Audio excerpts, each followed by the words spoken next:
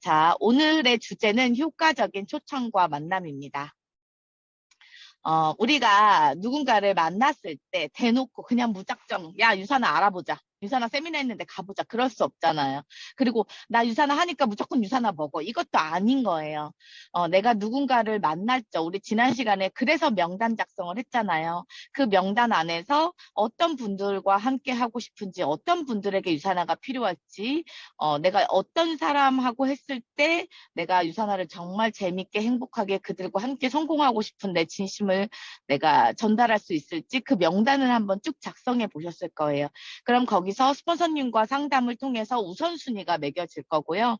그 우선순위에 따라서 나의 지인, A, B, C, 뭐 상중하 그런 레벨에 따라서 내가 순차적으로 나의 지인들을 만나갈 건데 그냥 막 이 사람들을 내가 꼬드기기 위해서 무작정 유산화를 갖다 앉히기 위해서 그런 것이 아니라 이들에게 나의 진심을 전하고 왜 내가 유산화를 선택했는지에 대한 나의 Y와 그 다음에 이 사람들이 유산화를 받아들였을 때 제품을 드시던 아니면 비즈니스로 바라보시던 그 어떤 공간에 그들에게 유산화가 좀 접해졌을 때 그들에게 유산화가 전해질 수 있는 그러니까 내가 느끼는 어떤 가치 부분에 대한 공유 그런 것들을 내가 진심으로 전달하고 그들에게 그것들을 알리기 위해서 초청을 하고 싶으실 거예요. 근데 무턱대고 처음부터 그런 초청이 힘드니 우리는 관계식부터 차근차근 시작할 필요가 있는 거죠. 그래서 내가 누군가를 만나게 되면 또는 만날 어떤 시간적인 여유가 되지 않아서 카톡이나 전화로 하게 됐을 때 우리는 그들에게 질문을 할 것이고 그 상대방의 답변에 대해서 아주 적극적인 공감, 이거 너무 중요하거든요. 적극적인 공감 어떻게 하는 거냐면 리액션을 잘해주는 거예요. 내가 만나고 있다라면 고개를 같이 눈을 마주쳐주고 고개를 끄덕여주고 같이 공감해주고 웃긴 얘기면 박수도 쳐주고 막 물개박수 치면서 막 내가 리액션도 해주고 이런 부분들 너무 필요하거든요. 그러면 어떤 질문들을 해주면 좋냐? 굉장히 오랫동안 만나지 않았다가 만나게 되면 그들에 대해서 일상에 대한 그런 질문들을 하면 좋겠죠. 어떻게 지내고 있는지, 잘 지냈는지, 그다음에 뭐 건강은 어떤 아픈 데는 없는지, 아이들은 잘 크고 있는지 이런 부분에 대해서 계속적으로 내가 만나면서 또는 만나지 못하더라도 카톡으로 이런 안부들은 전할 수 있어요. 그러면 내 명단 안에서 좀 자주 만나지 못했던 내가 1년 이상 연락하지 않았거나 또는 뭐 몇 개월 이상 내가 좀 매일 보지 않았었던 그런 사람들에게는 이런 질문들을 통해서 그들의 안부 를 물을 수 있고 안부에 대한 답변을 나에게 이렇게 보냈을 때 그 다음 넥스트에 대한 대화가 이루어질 수 있거든요. 그래서 상대방이 어떠한 질문을 그 답변을 해오건 간에 그 답변에 대한 어떤 나의 리액션, 적극적인 공감이 그 사람들 하여금 나한테 마음을 좀 이렇게 오픈 마인드를 열 수 있다. 요거를 알고 계시면 좋을 것 같아요. 그래서 요즘 뭐 이런 대화죠. 예를 들면 잘 지냈냐고 이렇게 하면서 얘기가 흘러왔을 때 오늘 같은 경우면 야 진짜 이런 추위는 정말 내가 몇십 년 내가 44년 살아보면서 이렇게 한국이 서울이 추웠던 적은 정말 최고인 것 같아 라고 하면서 요즘 그렇게 독감이 유행이고 또 이제 코로나가 굉장히 많이 이런 제약 부분들이 이렇게 자유로워지다 보니까 뭐 코로나가 걸렸는지 안 걸렸는지조차 사실 이렇게 색출해낼 수 없더더라. 늘 건강 조심해라 이런 부분들 또는 독감 굉장히 유행인데 너희 아이들은 괜찮냐 이런 질문들을 하면서 내가 대화를 이렇게 이어나갈 수 있거든요. 그리고 그 상대방이 부업자면 뭐 일하는데 요즘에 힘들진 않는지 요즘에 뭐 82년생들부터 희망퇴직을 권고받고 있다는데 너네 회사는 괜찮은지 이런 부분들을 통해서 현실 점검을 계속 시킬 수 있잖아요. 어느새 어떻게 82년생이 이렇게 권고사직을 받는 이런 경우까지 왔는가 정말 진짜 이게 먹고 살기 힘들고 정말 어떤 이런 경제가 어렵다고 하는 게 진짜 느껴진다. 몸소 굉장히 느껴진다. 이런 부분들 이야기할 수 있겠죠. 그래서 또 뭐 나는 그 사람은 괜찮지만 그럼 남편 직장은 어떤지 또 우리가 40대 중반 넘어가게 되면 그런 남자들의 어떤 건강적인 면도 굉장히 이제 문제가 되니까 남편 아픈 데는 없는지, 남자들이 항상 조심해야 될 시기가 40대 중반부터 50대 그 사이더라. 남편 건강 잘 챙겨줘라. 이런 이야기들로 내가 그 사람의 현실 점검들을 중증 시켜줄 수 있겠죠. 저 같은 경우는 막 이런 이야기, 40대 그 남편 건강 이야기 물으면서 이런 이야기 하거든요. 정말 나랑 친했던 오빠가 나보다 한 살 많은데 정말 밤새 안녕이었다. 이게 최측근에서 이런 일이 벌어지니까 너무 무섭고 두렵더라. 이런 이야기들을 하면 공감한단 말이에요, 와이프들은. 아, 내가 남편 건강 챙겨야겠다. 왜? 아직은 그래도 아이들이 어리고 시집장가 보내야 되고 공부시켜야 되니까 남편이 건재해야 되잖아요. 그러니까 본인 건강들보다는 남편 건강 챙기거든요. 이런 곳에서 또 현실 점검할 수 있는 거고. 또 아이들 뭐 어린이집이나 유치원 같은데 보내고 나면 쉬고 있는 그런 엄마들한테는 그 여가 시간을 어떻게 보내고 있는지, 뭐 부업을 하지는 않는지. 왜 요즘에는 솔직히 집에서 그렇게 노는 엄마들 정신 나갔다고 하거든요. 요즘처럼 이렇게 힘든 시기에 남편한테 뭐라도 도움 주기 위해서 노력하거든요. 정말 집에서 할 수 있는 그런 부업거리부터 다 알아본단 말이죠. 그러면 그 여가 시간에 그냥 띵까띵까 놀고 있는 사람은 지금 정신 나간 거예요. 그러면 그런 현실 점검들을 해줄 수 있는 거죠. 또 혼자 보낼 때 그러면 혼자 그렇게 팔자 좋아서 진짜 내가 바라는 그런 모습으로 그 친구가 여가 시간을 보내고 있다. 그러면 혼자서 그런 보내는 시간에는 대체적으로 무엇을 하고 있는지, 또 부모님 건강에 대해서 이런 것들을 내가 질문들을 계속 하나하나씩 던지면서 현실 점검을 하고 있는 거예요. 그러면 이렇게 현실 점검을 할 때 상대방의 어떤 입에서는 공감을 해요. 그렇다더라, 뭐 하더라. 또 부모님이 연세가 들어가시고 막 하면서 연로해지시고 그러면 어떤 이제 저 같은 경우는 아빠가 아프시니까 그런 부분에서 제가 이제 현실 점검을 할 때 저의 스토리가 나올 수 있잖아요. 마냥 건재할 것 같았고 마냥 이렇게 덩치 좋고 정말 센스 있고 옷 잘 입고 되게 멋있는 나의 아빠로 그대로 계속 있어줄 것 같았는데 정말 그 시간이 꿈같이 다 흘러가서 내 눈앞에는 너무나 야위고 병들고 아무것도 없는 가난한 그런 노인 한 분이 내 눈앞에 서 있을 때 나는 정말 가슴이 너무 무너진다. 결국 우리도 이렇게 나이 들 거고 이런 노후가 올 거고 그랬을 때 나는 정말 우리 아빠처럼 이렇게 살고 싶지 않다. 나는 내 자식들한테 정말 그런 짐을 지어주고 싶지 않다라는 생각 하거든요. 그럼 그런 이야기들 하면 본인도 본인 자식한테 짐이 되는 부모는 되고 싶지 않거든요. 그래서 정말 그럴 때 이야기해요. 건강하게 오래 살아야 되는 거고 너는 몇 살까지 살고 싶어? 이런 이야기들 왔다 갔다 할 수 있거든요. 오래 살고 싶으나 내 욕심 같아선 정말 오래 살고 싶은데 오래 살고 싶지만 막 찌질하게 누워서 애들 막 정말 등골 빠지게 하면서 그렇게 사는 건 아무 의미가 없잖아요. 그러니까 기왕이면 멋지게 예쁘게 건강하게 또 능력이시 그렇게 나이 들고 싶다. 그러면 지금 현재 나는 놀면 안 된다. 어, 내가 내 아이들에게 짐이 되지 않기 위해서는 무언가라도 내 노후를 준비해야 되고, 건강해야 되고, 그래서 자기 관리 잘해야 되고, 운동해라. 뭐 이런 식으로 티키타카가 된다라는 거죠. 하지만 이게 일상적인 대화 같지만 사실은 나는 상대한테 현실 점검을 하고 있다. 왜냐하면 이 현실 점검 안에서 결국 정말 건강, 이면 유산화 제품이 필요한 사람들이 나올 거고, 또 어떤 재정적인 부분에서는 유산화 일이 그들에게 나한테처럼 그들에게도 유산화가 필요할 수 있거든요. 그래서 이런 부분들을 내가 정말 대화 안에서 모든 것들을 다 끌어갈 수 있다라는 거, 네, 여러분들이 좀 상기하셨으면 좋겠어요. 다음은 이런 대화 안에서 이제 결국은 끝에 가서 제품이 필요한 누군가들에게는 제품 이야기를 하겠지만 또 이제 돈적으로 계속 돈이 없다고 입에 좀 달고 사는 그런 사람들 있어요. 죽 같다 막 이런 거 있죠. 진짜 죽 같다. 한 달 한 달 아주 미치겠다. 뭐 남편이 이 인간이 벌어오는 돈은 쥐꼬리만큼인데 그러면 본인이 더 벌 생각을 하면 되거든요. 사실은 와이프들이. 근데 그런 생각을 사실 잘 못하는 그런 분들도 개 중에는 있어요. 그러면은 그런 분들에게 어떤 현실 점검 안에서 추가적인 수입이 꼭 필요한 거고 지금은 현재 남편 혼자 벌어서는 절대적으로 부족하기 때문에 우리가 도와야 된다라는 이야기를 하면서 마지막에 이런 질문 던져볼 수 있거든요. 네트워크 마케팅 해봤어? 내가 유산화 하잖아. 이 유산화가 사실은 너희들이 생각하는 그냥 다단계라고 하지만 사실 이게 네트워크 마케팅인데 너는 해봤는지 이런 이야기를 내가 질문을 통해서 어떤 본론으로 들어갈 수 있는 거예요. 왜 나는 유산화를 일단 전달해야 되니까 그게 건강이건 사업적이든 그래서 그런 이야기들을 했을 때 네트워크 마케팅 해봤을 때 만약에 그 사람들이 나 해봤어. 근데 경우가 두 가지인 거예요. 해봤는데 망했을 때. 근데 아예 해보지 않은 이런 경우가 있을 수 있죠.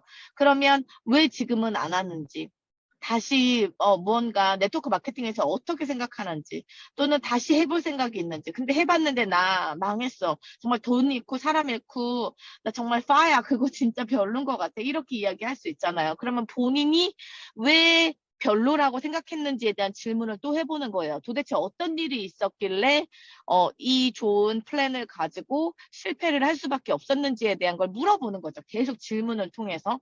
그러면 그들이 무언가 얘기를 하겠죠. 뭐 때문에, 사람 때문에, 뭔가 신뢰가 가지 않아서, 믿음이 깨져서, 또는 뭐 플랜이 마음에 안 들어서 등등등등 그런 이야기를 할 거예요. 그러면 네가 생각하는 거, 그랬을 때, 우리는 그렇지 않아, 나는 그렇지 않아, 이렇게 하시면 절대 안 돼요. 절대 안 되고, 너무 속상했겠다, 너무 힘들었겠다, 이때도 공감해 주시는 거예요. 진작 네가 그걸 만나기 전에 나를 만났다면 얼마나 좋았을까, 너무 힘들었겠다, 이 좋은 플랜을 가지고 왜 그렇게밖에 할 수 없었을까 그들이, 라는 그런 이야기 등등 멘트들을 내가 날려주면서 공감해 주는 거예요. 그러고 나서 그 친구한테 이렇게 말해 보는 거죠.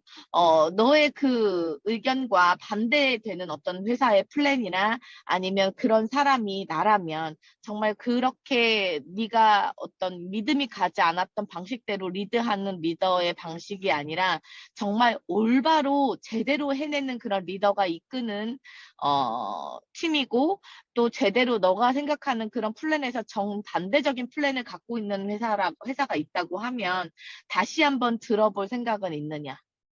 하라고 하는 게 아니에요.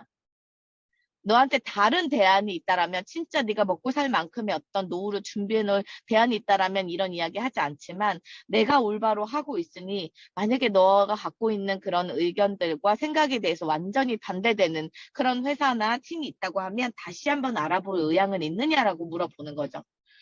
또는 네트워크 마케팅 전혀 그게 뭔데?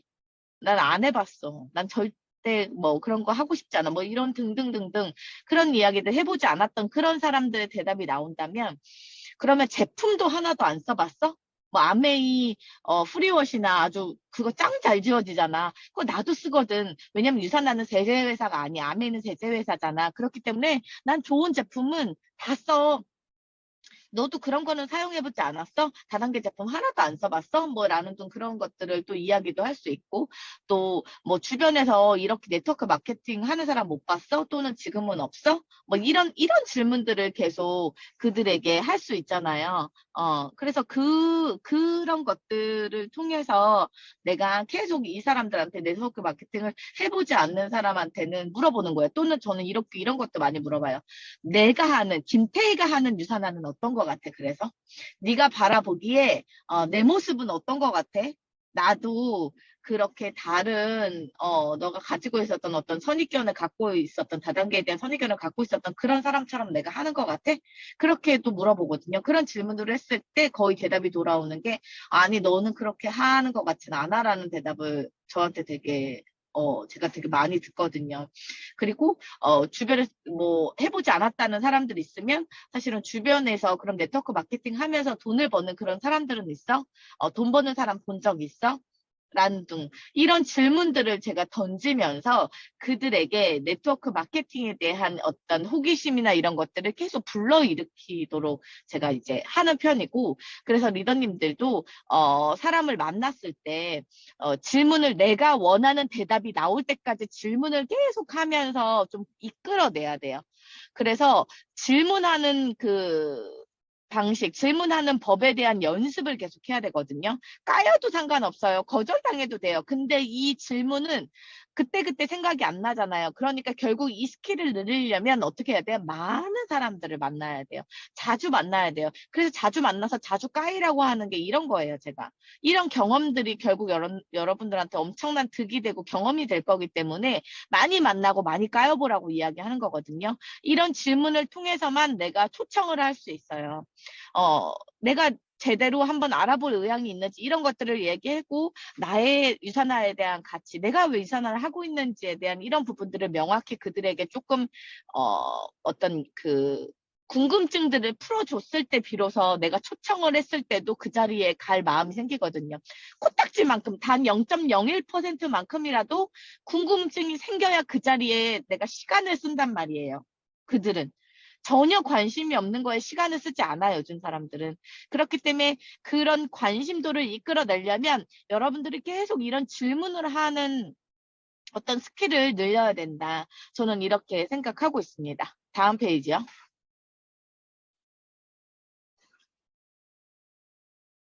그래서 이런 질문들을 상대방들이 이제 조금 관심이 생기게 되면 이런 질문들 많이 해요. 그거 사재기 많이 한다. 저가 먼저 물어보긴 하죠. 왜 네트워크 마케팅 또는 다단계 갖고 있는 선입견이 뭔데? 라고 물어보면 이제 거기서 쭈삣쭈삣하면 사재기. 그러면 맞아 맞아. 끌어들이는 거. 사람 많아야 되는 거. 그리고 꼭대기 애들 피라미드니까 꼭대기 애들만 돈 버는 거. 그런 거 생각하지. 다 그러면 고개 끄덕이거든요. 그럼 그럴 때 여러분들의 리액션은 나도 그랬어. 나하고 똑같다. 나도 그랬는데. 저도 그랬거든요. 그랬을 때 그런 리액션을 해줘야 돼요. 그래서 그거 사재기라고 하던데 했었을 때, 사실 사재기, 뭐, 그거는 그렇게 얘기해요, 저는. 사재기는 누구나 할 수 있다. 근데 그거는 결국 본인의 욕심이다. 그런데 사재기를 유발하는 플랜이 있다. 그래서 그런 플랜을 가지고 있는 회사들은 피해야 된다라는 이야기를 해요.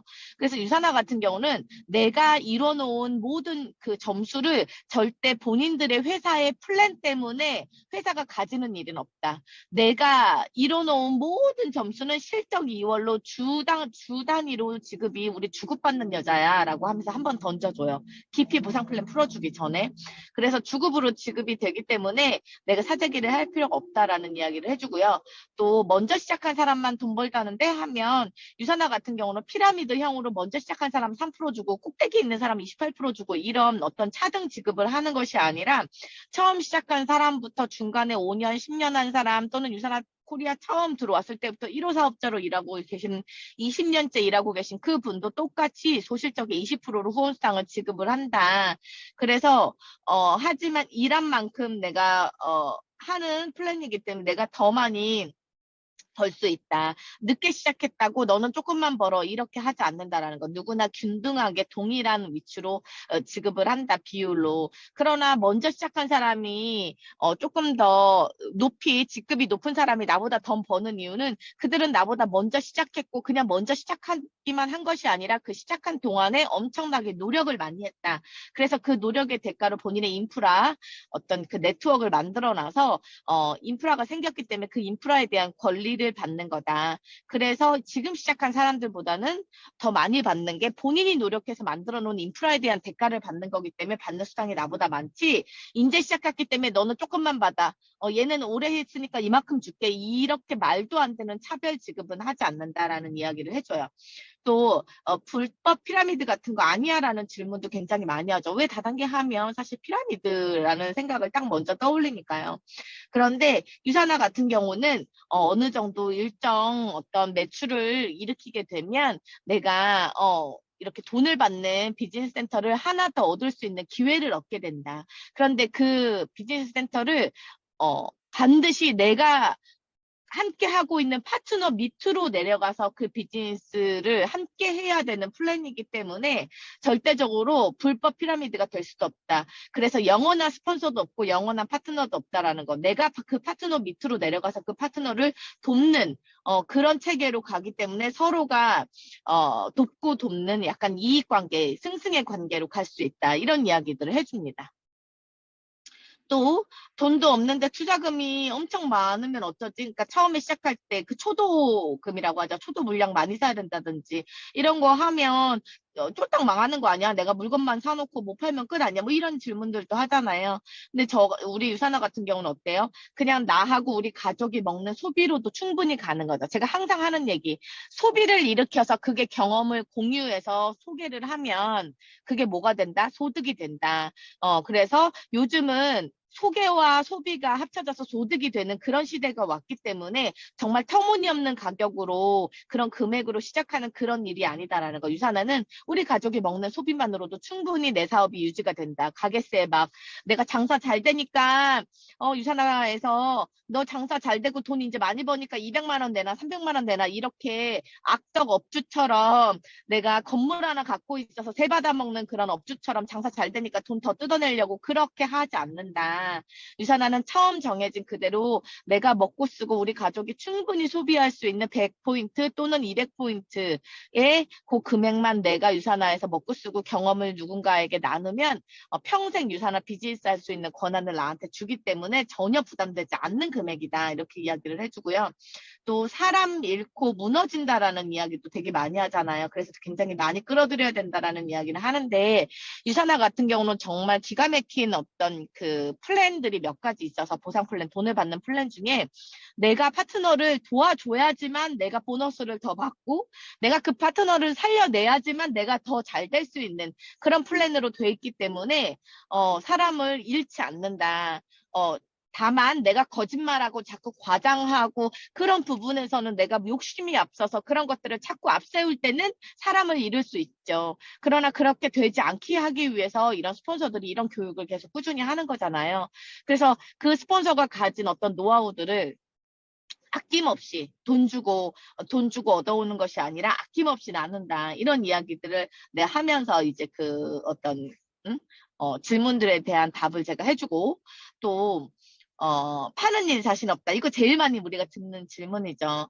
그러니까 처음에는 사실 파는 것처럼 보일 수밖에 없다. 왜? 내가 유산화하는 걸 알려야 되고, 내가 유산화 제품을 먹고 사용하고 한 부분에 대한 어떤 경험담을 공유해서 그들이 스스로 알아서 내 손을 거치지 않고 먹고 쓰게 만들어야 되기 때문에 처음에는 이게 어떤 전달 부분에서 계속 파는 거라고 느껴질 수 있다. 어느 정도 내가 인프라가 생길 때까지는. 하지만 파는 일이 아닌 게 무엇이 있느냐. 예를 들어 내가 치킨집을 차렸어도 치킨집을 홍보를 해야 될 거 아니에요. 홍보를 해야 내가 오픈한 거를 알리고 그들이 와서 거기에 맛이 있는지 없는지 또는 이런 것들에 대한 것을 막 할 거 아니에요. 알아서 거기에 계속 재주문이 들어오고 단골이 되고 이런 것처럼 유산화도 단골을 만드는 시간이 필요하다. 근데 그것을 파는 걸로 예를 들어 치부하면 할 말이 없다. 그러나 우리는 꼭 내가 돈을 받고 일로서 파는 거 이외에도 우리가 제일 잘하는 게 사실 소개 아니냐. 맛있는 갈비집이나 냉면집 같은 데를 알고 나면 내 주변 사람들한테 내 동네 사람들한테 거기 알려주고 싶다. 승찬 엄마야 거기 갈비 먹으러 갔는데 거기 진짜 맛있더라. 새로 개업했는데 우대갈비 입에 넣으니까 완전 살살 녹더라. 거기 한번 가봐. 이런 식으로 거기서 나한테 쿠폰 발행하지도 않는데 저는 그게 맛있고 거기가 서비스가 좋았고 머리 염색을 잘했고 뭐 원장님이 마음에 들고 하면 미친 듯이 소개한단 말이에요. 근데 저한테 뭐 돈 주나요? 그렇지 않잖아요. 그런데 괜히 어떤 이 네트워크 마케팅이라는 어떤 프레임에 갇혀서 나 파는 거 싫어 이렇게 해버리는 거예요.